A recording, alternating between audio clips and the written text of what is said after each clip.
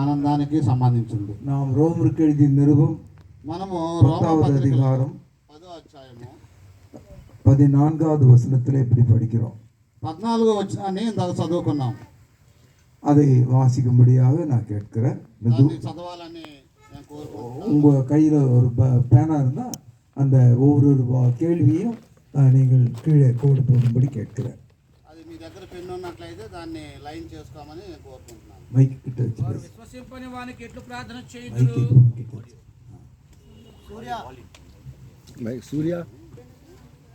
సూర్య ఎక్కడున్నావు? బ్రదర్ సూర్య ఎక్కడ ఉన్నారు? Hello volume 2. Okay thank you brother Surya. God bless you. మీకు వందనాలండి.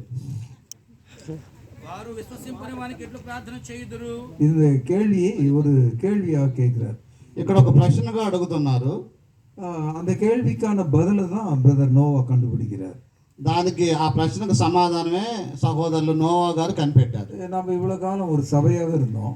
ఇప్పటి వరకు మనం ఒక స్థానిక సంఘంగా ఉన్నాము, நல்ல విశ్వాసిగా இருந்தோம், లేకపోతే ఒక విశ్వాసిగా ఉన్నాము. சத்தியம் எது என்று நமக்கு தெரியும். సత్యం అంటే ఏంటో మనకు తెలుసు. அது சத்திய வழியில நடப்பது நம்முடைய கீழ்ப்படிதல். ఆ సత్యంలో ఎలాగ నడపాలో మనం అర్థం చేసుకున్నాము. ஆனால் அதோடு சபையினுடைய வேலை முடியல. దాంతో పాటు సంఘం యొక్క పని పూర్తి అవ్వలేదు. நாம் நம்முடைய கண்களை ஏறெடுத்து பார்க்கிறோம். మనము మన కళ్ళను ఎత్తి చూడాల్సిన అవసరం ఉంది. இந்த ஒரு சின்ன கிராமத்திலிருந்து கண்களை ஏறெடுத்து பார்க்கிறோம். ఒక చిన్న గ్రామంలో నుంచి మన కన్నులు బయటికి పంపించాల్సిన అవసరం ఉంది. இங்கிருந்து நாம கம்மம் பார்க்க முடியாது. ఎక్కడి నుంచి ఖమ్మం చూడగలుగుతామా అంటే చూడలేము. ஆனா போன்ல பேச முடியும், ఫోన్లో మాట్లాడగలుగుతాము, பஸ் ஏறி செல்ல முடியும், ఆ బస్సులో ఎక్కిపోవచ్చు, கார் ஏறி போகலாம், కారులో వెళ్ళొచ్చు, 2 வீலர்ல போகலாம், బండిలో కూడా పోవచ్చు. ஆகவே கம்மத்தில் இருக்கிறவங்களை நம்மளால் பார்க்க முடியும். అయితే ఖమ్మంలో ఉన్నోళ్ళు మాత్రం మనల్ని చూడవచ్చు. அதுபோல இந்த தேசம் முழுவதும் இருக்கிறவங்களை நாம் பார்க்க முடியும். అంతేకాదు దేశంలో ఉన్నోళ్ళందరూ మనల్ని చూడవచ్చు. ஒரு கேள்வியை பரிசுத்த ஆவியானவர் கேட்கிறார். ఇక్కడ పరిశుద్ధాత్ముడు ఒక ప్రశ్న అడుగుతున్నాడు మనల్ని. கேள்விப்படாதவர்கள் எப்படி விசுவாசிப்பார்கள்? వినని వాడు ఎలాగ విశ్వసిస్తాడు? நியாயமான கேள்விதானே. ఇది న్యాయమైన ప్రశ్నే కదా.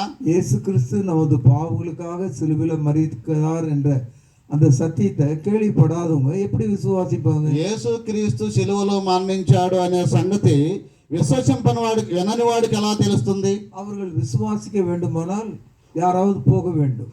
వాళ్ళు విశ్వసించాలి అంటే ఎవరో ఒకళ్ళు వెళ్ళాలి.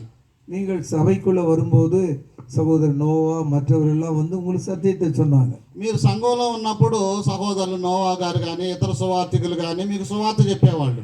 இப்பொழுது நீங்கள் ஒவ்வொருவரும் ఇప్పుడు நீங்கள் உங்கள் சொந்த குடும்பங்களுக்கும், మీరు ఇప్పుడు మీ సొంత కుటుంబాలకు, நண்பர்களுக்கும், మీ యొక్క స్నేహితులకు, வேற வேற கிராமத்தில் உள்ளவர்களுக்கும், వేరు వేరు ఊళ్ళలో ఉన్నటువంటి వారికి நீங்கள் போய் இயேசு கிறிஸ்து நம்முடைய பாவங்களுக்காக சிலுவையில் மரித்தார் என்று சொல்ல வேண்டும்.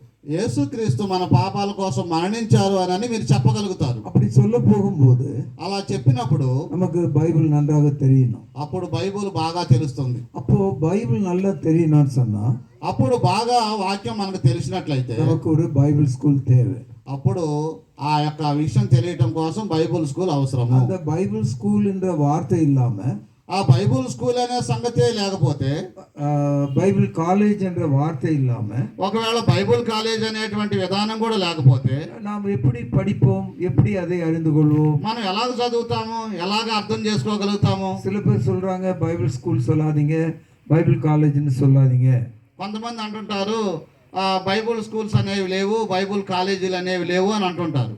పర్వాలేదు, మంచిదే. ஆனா எப்படி நீங்க பைபிள் படிச்சீங்க? ఒకవేళ అవి లేకపోతే బైబుల్ గ్రంథాన్ని ఎలా నేర్చుకుంటారు? யார் உங்களுக்கு சொல்லி கொடுத்தது? ఎవరు చెబుతారు మీకు? உங்களால ரொம்ப சரியாக బైబిల్ எடுத்து சொல்ல முடியுமா? మీరు సరైనటువంటి విధానంలో బైబుల్ చెప్పగలిగేటువంటి, நம்ம బైబిల్ కற்றுకొள்ள వేண்டுமானால் ఎలాగ నేర్చుకోవాలనంటే 40 வருஷம் ஆகும்.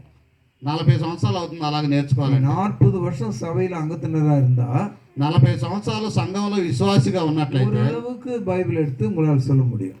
అప్పుడు మనం ఇంకా వేరే వాళ్ళకి చెప్పడానికి వీలవుతుంది. ஆனா బైబిల్ కాలేజీకి நம்ம வந்தோம்னா, బైబుల్ కాలేజీకి మనం వచ్చినట్లయితే 2 வருஷத்துல బైబిளை பற்றி நல்லா தெரிஞ்சுக்கலாம். 2 సంవత్సరాల్లో బైబుల్ గురించి బాగా తెలుసుకోవచ్చు. அப்படினால நம்ம ரொம்ப சீக்கிரமாக తొందరగా நாம் போய் சத்தியத்தை சொல்ல முடியும். అప్పుడు వెంటనే వెళ్ళి దేవుని యొక్క వాక్యాన్ని మనం చెప్పడానికి వీలవుతుంది. இப்பொழுது ரோமர் 10வது அதிகாரம் రోమా 10వ అధ్యాయంలో 5வது வசனத்தை பாருங்க. 5వ వచనం ఒకసారి చూద్దాం. 15 15వ వచనం. ప్రకటించు వారు పంపబడని ఎడల ఎట్లు ప్రకటించుదురు?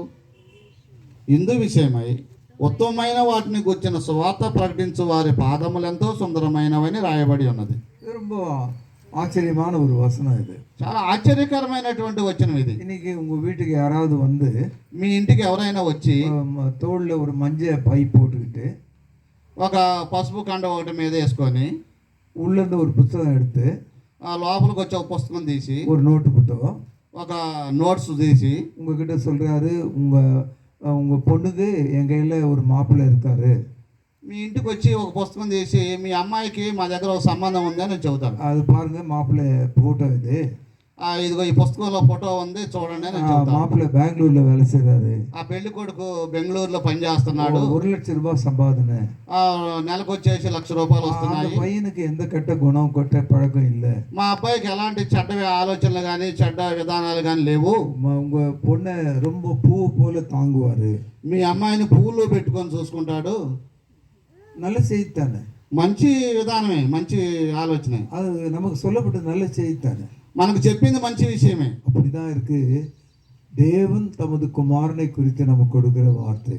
ఇలా చెప్పిన దాన్ని లాగా ఉంటుంది మన ప్రభు అయిన యేసుక్రీస్తుని దేవుడు మనకిచ్చిన విధానం. நாம் வாழ்கிற காலம் சொற்பமே.